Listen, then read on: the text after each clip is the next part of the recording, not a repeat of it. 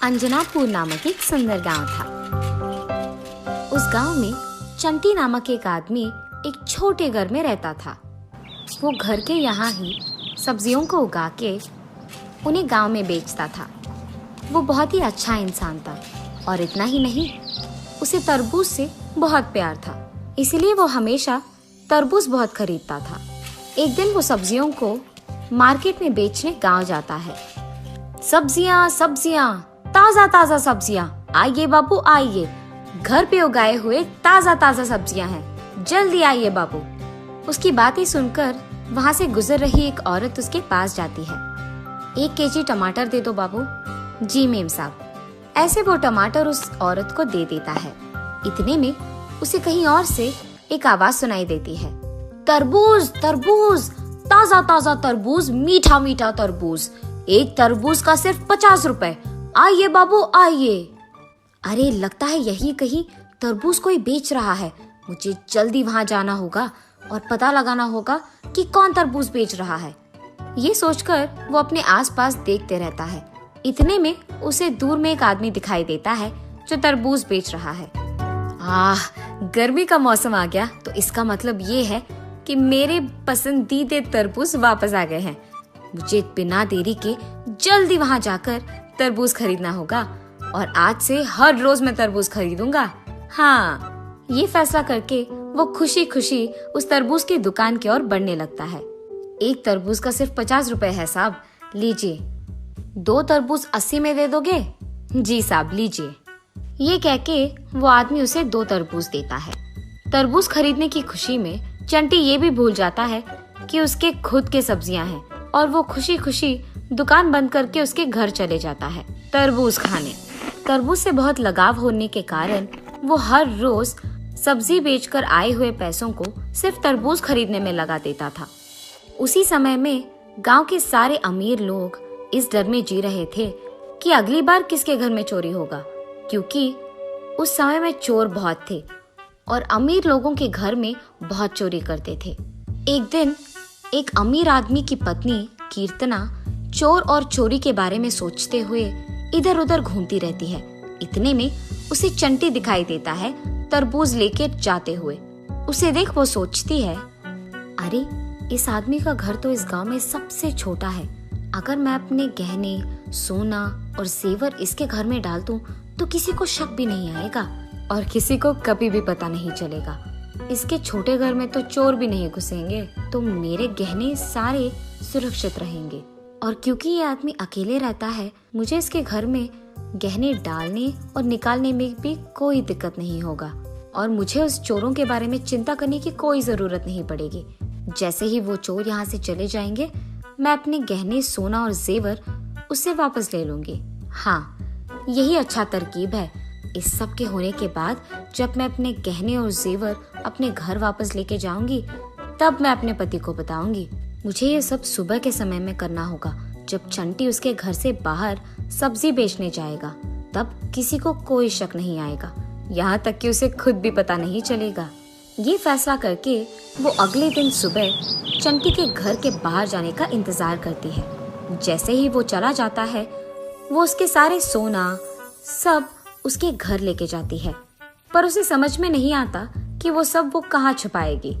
हाँ, मैं इस सब को एक बड़े डिब्बे में डालकर जमीन के नीचे छुपाऊंगी, ये फैसला करती है।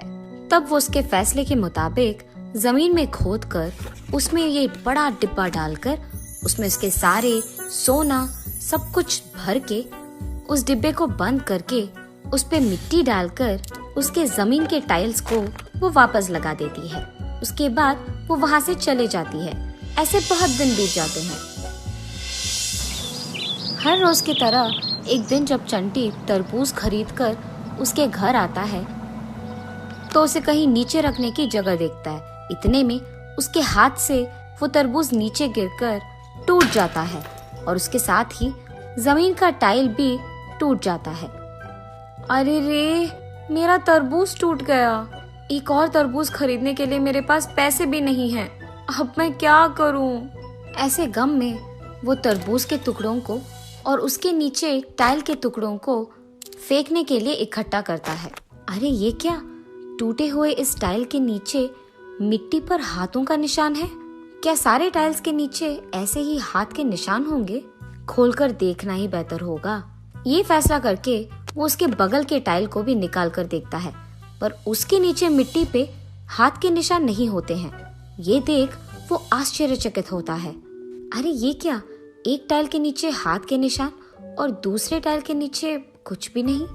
ये सोचते हुए जब वो मिट्टी को इधर उधर करता है तो उसे एक डिब्बा नजर आता है और उसे देख वो दंग रह जाता है। ये इतना बड़ा डिब्बा कहाँ से आया होगा? मैंने तो नहीं रखा इसे यहाँ। ये सोचते हुए वो उस डिब्बे को बाहर निकालने की बहुत कोशिश करता है, पर उतनी कोशिश के बावजूद वो निकाल नहीं पाता है। हार मानकर वो डिब्बे को खोल ही लेता है। डिब्बे के अंदर सोना, जेवर और गहने देख वो एकदम चौंक जाता है। बाप रे, इतना सारा सोना मैंने तो अपनी जिंदगी में कभी नहीं देखा है, और ये सब मेरे घर के नीचे मिलना तो एकदम आश्चर्यचकित है। ये सब देखकर तो मुझे विश्वास ही नहीं हो रहा है कि मेरे घर के नीचे ये सब मिला है। तरबूज नीचे गिरने के कारण ही मुझे इसके बारे में पता भी चला है, वरना शायद कभी पता नहीं चलता। इन पैसों के साथ तो मैं आराम से जी पाऊंगा। मुझे सब्जी बेचने की कोई जरूरत नहीं पड़ेगी और मेरा मनपसंद तरबूज मैं हर रोज खरीद पाऊंगा। लेकिन अगर मैं एक ही बार में बहुत सारे तरबूज खरीदूंगा तो लोगों को मुझ पे शक आ जाएगा। इसलिए मुझे इन पैसों को ध्यान से खर्च करना होगा। और इतना ही नहीं, मुझे इस डिब्बे को यही जमीन के नीचे ही रखना होगा, ताकि कोई अगर मेरे घर आए भी तो उन्हें शक तो नहीं होगा। ये फैसला करके वो कुछ पैसे उस डिब्बे से लेकर उस पे वापस टाइल लगाकर तरबूज खरीदने जाता है। तब से वो हर रोज सब्जियों को बेचना बंद करके सिर्फ तरबूज खरीदते हुए खुशी खुशी जीता है। ऐसे बहुत दिन बीत जाते हैं। एक दिन वो पैसे लेकर तरबूज खरीदने दुकान जाता है। अरे आज तरबूज बहुत कम दिख रहे हैं, क्या बात है? गर्मी का मौसम खत्म होने वाला है ना भाई साहब, इसलिए तरबूज कम ही दिखेंगे ना। अब ज्यादा उगाएंगे भी नहीं कोई भी, तो इनका मिलना कम हो जाएगा। अरे हाँ, अगर गर्मी का मौसम खत्म हो गया तो मैं अब तरबूज खरीद नहीं पाऊंगा, इसीलिए एक तो नहीं बल्कि सारी तरबूज खरीदूंगा मैं। कम से कम इन सारे तरबूजों को तो खा पाऊंगा। आप यही रुकिए भाई साहब, मैं अभी घर जाकर कुछ और पैसे लेकर आऊंगा। इस सारे तरबूजों को मैं ही खरीदूंगा, आप किसी को ये तरबूज नहीं बेचेंगे, ठीक है? अपने चारों ओर देखे बिना चंटी ये कहकर वहाँ से जल्दी चले जाता है। ये सब वही मौजूद एक अमीर आदमी सुन लेता है। हाँ, सब्जियां बेचकर आए हुए पैसों से एक तो तरबूज खरीदने वाले चंटी के पास इतने सारे पैसे कहाँ से आ गए कि वो सारे दुकान में मौजूद तरबूज खरीद पाए? दाल में कुछ तो काला है, इसलिए मैं इसका पीछा करके इसके घर तक जाऊंगा और देखूंगा कि इसे इतने सारे पैसे कहाँ से आ रहे हैं। उसके फैसले के मुताबिक ही वो चंटी को दिखे बिना उसका पीछा करके उसके घर पहुंचकर खिड़की से वो जो भी कर रहा है देख लेता है। इसका घर दिखने में इतना छोटा है, मगर इसके घर के अंदर इतने बड़े डिब्बे में बहुत सारा सोना और पैसा है। ये मुमकिन कैसे हो सकता है? उसे इतने सारे पैसे कहाँ से मिल रहे होंगे? लगातार पैसे निकालने के बाद भी वो डिब्बा बिल्कुल भरा दिख रहा है। मतलब क्या वो एक जादुई डिब्बा है? इसके घर के बाहर जाने के बाद मुझे तुरंत उस डिब्बे को खोलकर देखना ही होगा। थोड़ी देर बाद उस डिब्बे से पैसे लेकर चंटी तरबूज खरीदने दुकान जाता है और उसके जाने के तुरंत बाद अमीर आदमी चंटी के घर में घुसकर उसके डिब्बे को खोलकर देख लेता है। उतने सारे पैसे को देख वो बहुत खुश हो जाता है और उस डिब्बे को उठाने की बहुत कोशिश करता है, पर डिब्बा भारी होने के कारण नहीं आता है। जितना भी कोशिश करूं, इस डिब्बे को मैं उठा नहीं पाऊंगा। इससे बेहतर यही है कि इस सारे पैसे को मैं लेकर जाऊं यहाँ से। इसलिए वो एक के बाद एक सोने को और पैसे को उठाते लेते जाता है, लेकिन बहुत सारे पैसे और गहने लेने के बाद भी उस डिब्बे में और भी बचकर रहना देख वो चौंक जाता है और दंग रह जाता है।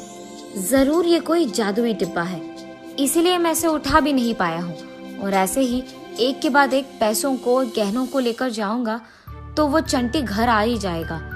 इसीलिए उसके घर आने से पहले ही मुझे उसके पास लेकर एक सौदा बनाना होगा कि उसका घर मेरा हो जाए और मेरा उसका। तब मुझे ये जादुई डिब्बा में मिल जाएगा और इस गांव में सबसे ज्यादा अमीर बन जाऊंगा मैं। ये फैसला करके वो वहाँ से तुरंत तरबूज की दुकान जाता है चंटी से मिलने। चंटी, मैं सिर्फ इस दुकान के ही नहीं बल्कि बाहर से भी तरबूज मंगाकर तुम्हें दे दूंगा और साथ ही मेरा बहुत बड़ा घर भी तुम्हें दे दूंगा। इस सब के बदले में मुझे सिर्फ तुम्हारा घर चाहिए, वो मेरे नाम कर दो और मैं अपना घर तुम्हारे नाम कर दूंगा। अगर तुम नहीं माने तो मैं ऐसा करूंगा कि तुम्हारे पास रहने के लिए घर भी नहीं होगा। सोचकर मुझे जवाब दो। इस गांव में सबसे अमीर आदमी तो यही है, ये कुछ भी कर पाएगा, इसलिए बेहतर यही है कि मैं इसकी बात मान लूं और सौदा कर लूं। मैं इसका घर ले लूंगा और मेरे घर में जो पैसे और सोना मौजूद है वो सब मैं छोड़ दूंगा, क्योंकि मेरे पास कम से कम एक घर तो होगा। उसी घर में मैं सब्जियां उगाकर अपना काम कर सकता हूँ और उसी पैसों से मैं तरबूज खरीद पाऊंगा। यही मेरे लिए अच्छा है। साहब, आपके कहे के प्रकार ही मैं करूंगा। मैं आपका घर ले लूंगा और आप मेरा ले लीजिएगा। ये सुनकर अमीर आदमी खुशी से पगला जाता है और तुरंत उसका घर चंटी के नाम कर देता है और चंटी का उसके नाम कर देता है और उसके वचन के मुताबिक ही बाहर से भी तरबूज मंगाकर सारे तरबूज चंटी को दे देता है। और उसके बाद उसकी पत्नी को लेकर वो चंटी के उस छोटे घर में जाता है। अरे, आप मुझे यहाँ क्यों लेके आए? कीर्तना, अब से ये घर हमारा है, हम यहीं पे रहने वाले हैं। मुझे पता है कि ये घर बहुत छोटा है, पर इसमें एक जादुई डिब्बा है, उसमें बहुत सारा पैसा, सोना और जेवर है। ऐसे वो जो कुछ भी हुआ कीर्तना को बताता है।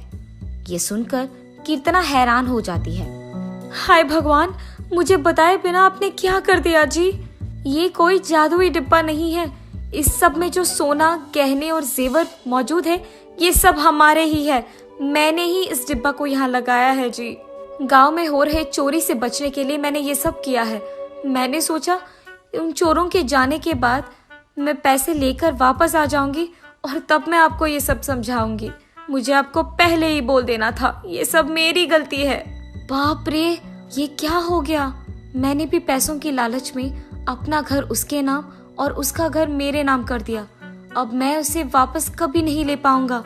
ऐसे सोचते हुए दोनों पति पत्नी दुखी बैठते हैं। सुनिए, जो हो गया सो हो गया, अब हम इसके बारे में कुछ नहीं कर सकते हैं। ये तो अच्छा हुआ कि हमारे पैसे, सोना और गहने हमारे पास ही है।